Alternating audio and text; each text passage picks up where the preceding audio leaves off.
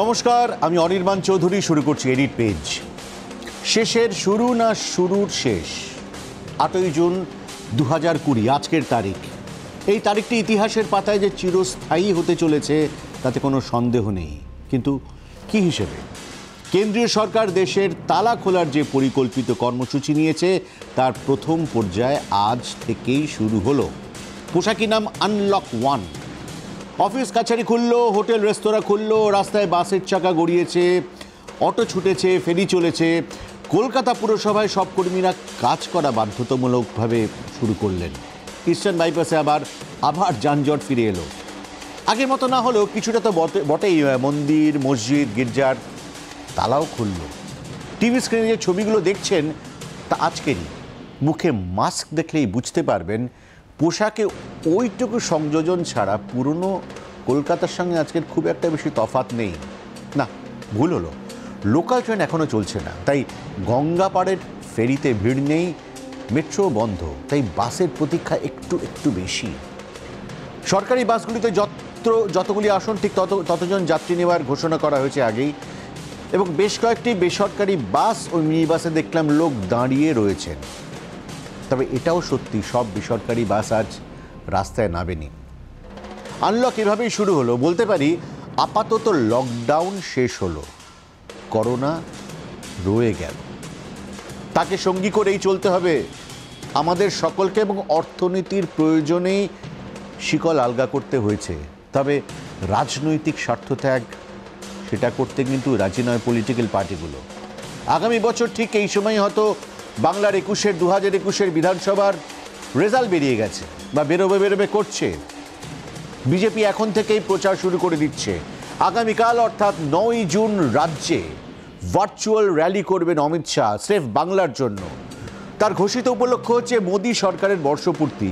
কিন্তু আসলে বিধানসভা নির্বাচনকে মাথায় রেখেই স্বরাষ্ট্রমন্ত্রী বাংলাকে যে এতটা সময় দিচ্ছেন তা না বললেও এডিট পেজের দর্শকেরা বুঝতে পারবেন। ভোটের ইস্যু তৈরি করতেও বিরোধীরা ময়দানে নেমে পড়েছে।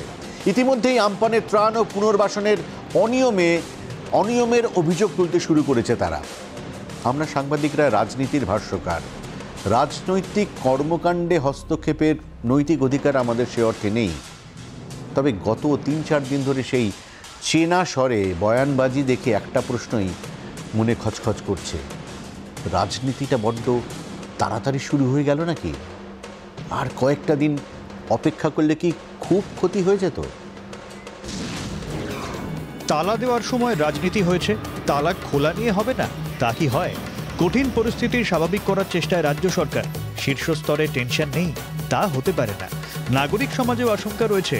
তখনই বিরোধীদের বিরুদ্ধে অসহযোগিতার অভিযোগ করলেন রাজ্যের প্রশাসনিক প্রধান।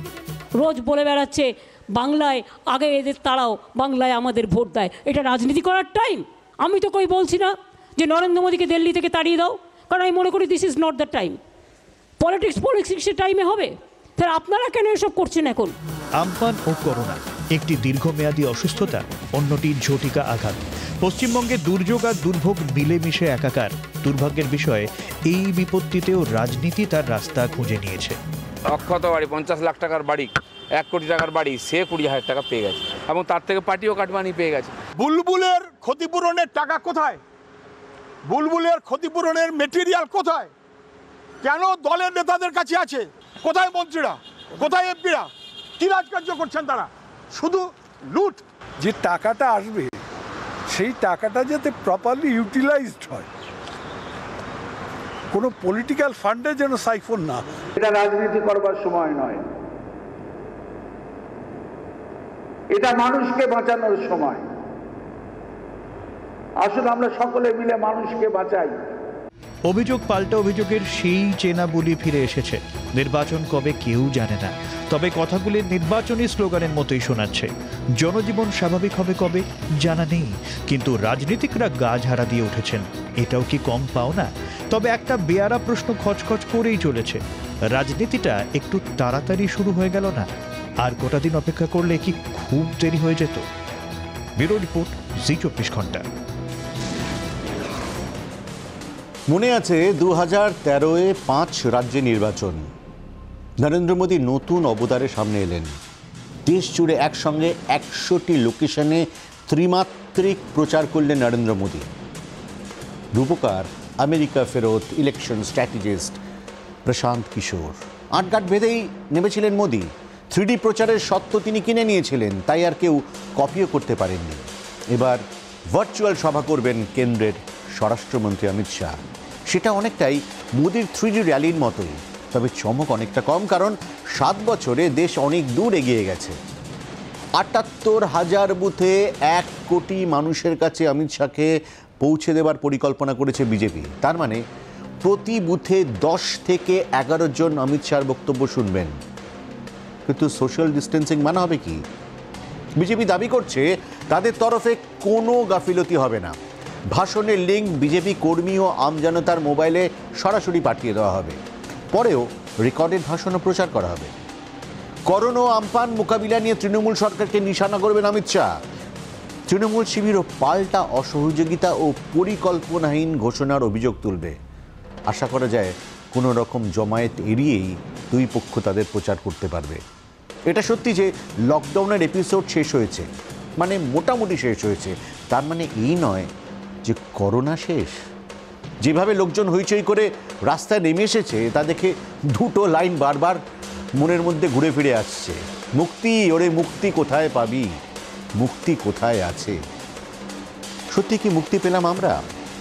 একবার দেশে করোনা সংক্রমণের গ্রাফটার দিকে তাকিয়ে দেখুন, জবাব পেয়ে যাবেন। রকেটের গতিতে পৃথিবীর সব দেশকে পেছনে ফেলার লক্ষ্যে ছুটে চলেছি আমরা।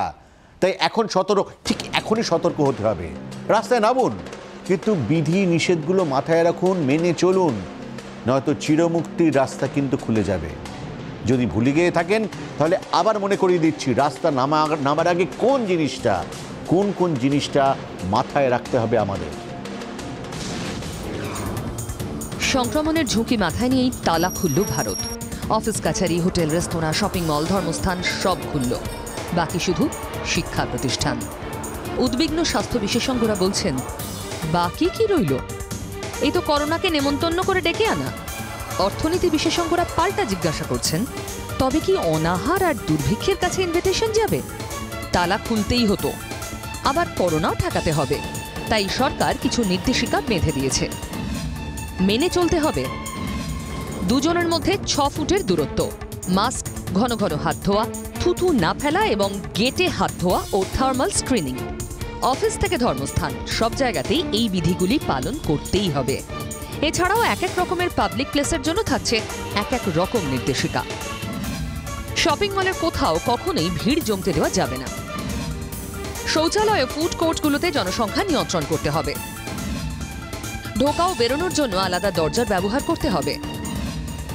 লিফট ও চলমান সিঁড়িতে সংখ্যা নিয়ন্ত্রণ কঠোরভাবে প্রযোজ্য। গেমিং আর্কেড, ছোটদের খেলার জায়গা ও মাল্টিপ্লেক্স বন্ধ থাকবে। পার্কিং লটেও সামাজিক দূরত্ব কঠোরভাবে বজায় রাখতে হবে। রেস্তোরাঁয় বসে খাওয়ার তুলনায় হোম ডেলিভারিতেই জোর। ডেলিভারি বয় হাতে হাতে খাবারের প্যাকেট দেবেন না। রেস্তোরাঁর 50% আসন খালি রাখা বাধ্যতামূলক। টেবিল খালি হওয়া মাত্র তা স্যানিটাইজ করা বাধ্যতামূলক। রেস্তোরাঁ কর্মীদের মাস্ক ও গ্লাভস পরা বাধ্যতামূলক। অভিজাত রেস্তোরাঁ এবং শপিং মলই সাধারণত এয়ার কন্ডিশনড হয়, তাই সেখানে তাপমাত্রা যাতে 24 ডিগ্রির নিচে না নামে আর আর্দ্রতা যাতে 40% ওপরে থাকে তা দেখা হচ্ছে।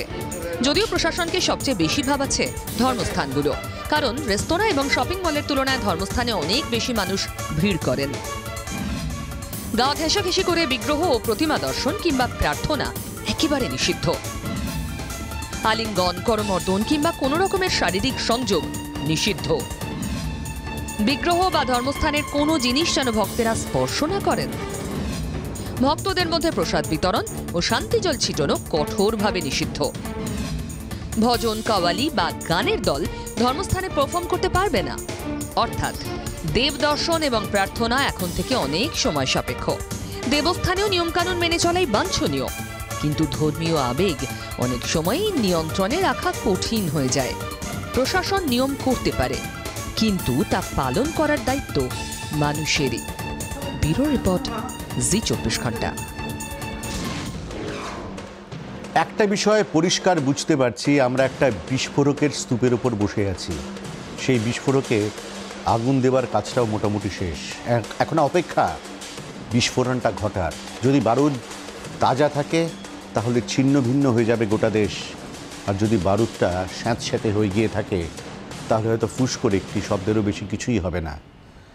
বুঝতেই পারছেন দেশে করোনা সংক্রমণের বাড়বাড়ন্ত, আর ঠিক সেই সময় লকডাউন মোটামুটি উঠে যাওয়ার এটার কথাই বলছি আমরা। ফলে আপাতত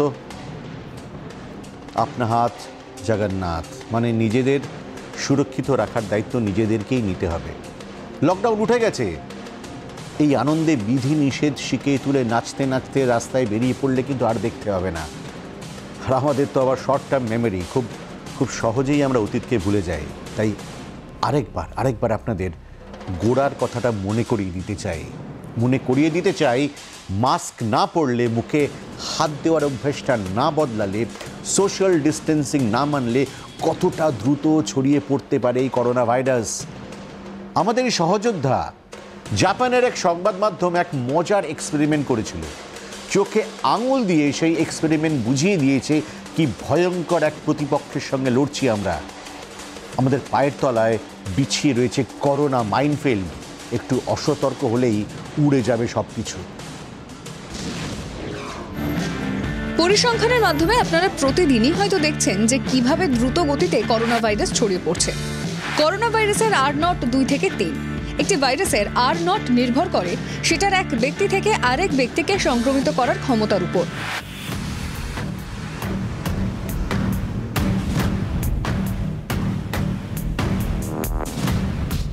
করোনা ভাইরাসের ছড়ানোর গতি বুঝতে জাপানের একটি টিভি চ্যানেল এবং চিকিৎসকরা মিলে একটি এক্সপেরিমেন্ট করেছেন। এই এক্সপেরিমেন্টকে নাম দেওয়া হয়েছে ব্ল্যাক লাইট এক্সপেরিমেন্ট। তার জন্য একটি রেস্তোরাঁর মতো জায়গায় 10 জনকে বসানো হয়। এই 10 জনের মধ্যে একজনকে করোনা ভাইরাসে সংক্রমিত ব্যক্তি হিসেবে সাজানো হয়েছিল। তার হাতে ফ্লুরোসেন্ট রঙের একটি পদার্থ লাগিয়ে দেওয়া হয়েছিল। এই পদার্থটিকে ভাইরাস হিসেবে দেখানো হয়েছিল। রেস্তোরাঁর সবাই সেই সংক্রমিত ব্যক্তির সঙ্গে বসে খাবার খান। সবার শেষে রেস্তোরাঁর আলো নিভিয়ে দেওয়া হয়। অন্ধকারে সেই দৃশ্য দেখে সবার চোখ কপালে। দেখা যায় রেস্তোরাঁয় উপস্থিত প্রায় সবার শরীরে ফ্লুরোসেন্ট রঙের সেই পদার্থটি লেগে রয়েছে। শুধু তাই নয়, রেস্তোরাঁয় রাখা টেবিল, থালা, বাটি, চামচ ইত্যাদিতেও সেই পদার্থটি লেগে রয়েছে। তাহলে বুঝতেই পারছেন কত দ্রুত গতিতে করোনা ভাইরাস ছড়ায়। জাপানে করোনা ভাইরাস ছড়ানো নিয়ে আরেকটি এক্সপেরিমেন্টও করা হয়েছিল। এই এক্সপেরিমেন্টে লেজার বিম এবং হাই সেন্সিটিভ ক্যামেরা ব্যবহার করা হয়েছিল। এই এক্সপেরিমেন্টের মাধ্যমে দেখানো হয় যে কিভাবে হাঁচি কিংবা কাশির পর মুখ থেকে বেরোনো মাইক্রো ড্রপলেটস হাওয়ায় কত দূর পর্যন্ত ছড়াতে পারে। এই এক্সপেরিমেন্টে একটি বিশেষ মাইক্রোস্কোপ ব্যবহার করা হয়েছিল, যাতে 0.1 মাইক্রোমিটারের মতো অতি সূক্ষ্ম ড্রপলেটও ধরা পড়ে। এক্সপেরিমেন্টের শুরুতেই এক ব্যক্তি হাঁচি দেন। এই ড্রপলেটসগুলো আকারে 10 মাইক্রোমিটারের থেকেও ছোট। বিজ্ঞানীরা মনে করেন যে শুধুমাত্র হাঁচি কিংবা কাশি নয়, জোরে জোরে কথা বলার সময়ও মুখ থেকে মাইক্রো ড্রপলেটস বেরিয়ে সংক্রমণ ছড়াতে পারে। তবে ভাইরাস ছড়ানোর জন্য কত সংখ্যক ড্রপলেটসের প্রয়োজন হয় সেটা এখনো পরিষ্কার করে বলতে পারছেন না বিজ্ঞানীরা। কিন্তু একটা বিষয় বিজ্ঞানীরা নিশ্চিত, যে ভেন্টিলেশনের অভাবে ভাইরাস দ্রুত গতিতে ছড়ায়। যেমন এই ছবিতে একটি বন্ধ ঘরে এক ব্যক্তির কাশির সঙ্গে বের হওয়া ড্রপলেটস কয়েক সেকেন্ডের মধ্যে সেখানে উপস্থিত অন্য ব্যক্তিদের কাছে পৌঁছে যায়। আকারে বড় ড্রপলেটসগুলিকে নীল এবং সবুজ রঙে দেখানো হয়েছে। সেগুলি ভারী হওয়ার ফলে বেশিক্ষণ হাওয়ায় থাকতে পারেনি, কিন্তু ছোট এবং হালকা ড্রপলেটসগুলি দীর্ঘক্ষণ হাওয়ায় ভেসেছিল। কিন্তু ঘরের দরজা জানলা খুলে দিতেই হাওয়ার মাধ্যমে ড্রপলেটসগুলো বেরিয়ে যায়। তাই যেসব জায়গা সেন্ট্রালাইজড শীততাপ নিয়ন্ত্রিত, সেখানে ভাইরাস ছড়ানোর সম্ভাবনাও বেশি। সেজন্য বলা হয় যে মুখে মাস্ক পরে থাকার থেকে ভালো আর কোনো বিকল্প নেই। যখনই বাইরে বেরোবেন মাস্ক পরে বের হন। মাস্ক না পরা থাকলে হাঁচি কিংবা কাশির সময় কোনোই ভাঁজ করে নিন। একটু সতর্ক থাকলেই করোনাকে আমরা জব্দ করতে পারব। ব্যুরো রিপোর্ট, জি24 ঘন্টা। বর্তমানে বিশ্বের প্রায় সব দেশই লকডাউন তুলে দিয়েছে। এবার এর মধ্যে ছিল চীন, এবং সব থেকে প্রথমে কিন্তু তারাই লকডাউনটা তুলেছে। চীনের কয়েকটি শহরে মার্চ মাসে বেশ কয়েকটি নাইট ক্লাব খোলার অনুমতি দিয়েছিল সরকার। প্রথম সংক্রমণ ছড়ানোর ভয়ে পার্টি করতে বের হচ্ছিলেন না চীনের নাগরিকরা, কিন্তু চীনে এখন প্রায় সব নাইট ক্লাবই জমজমাট। নাইট ক্লাবে গিয়ে দেদার পার্টি করছেন সকলে, মানে গোটা বিশ্বকে অন্ধকারে ঠেলে দিয়ে আলোয় ঝলমল করছে চীন।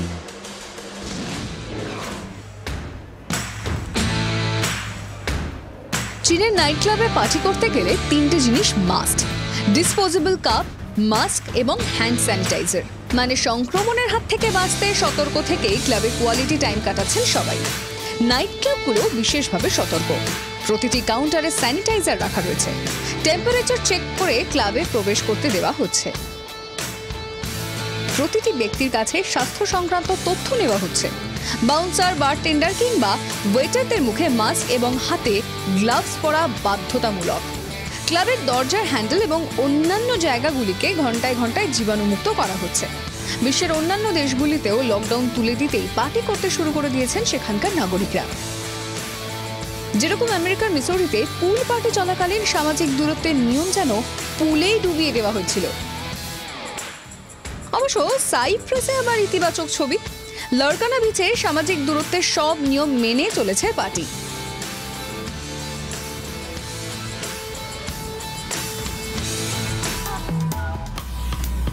চীন এবং সাইপ্রাসের ছবি দেখে বোঝাই যাচ্ছে যে সতর্ক থেকেও পার্টি করা সম্ভব।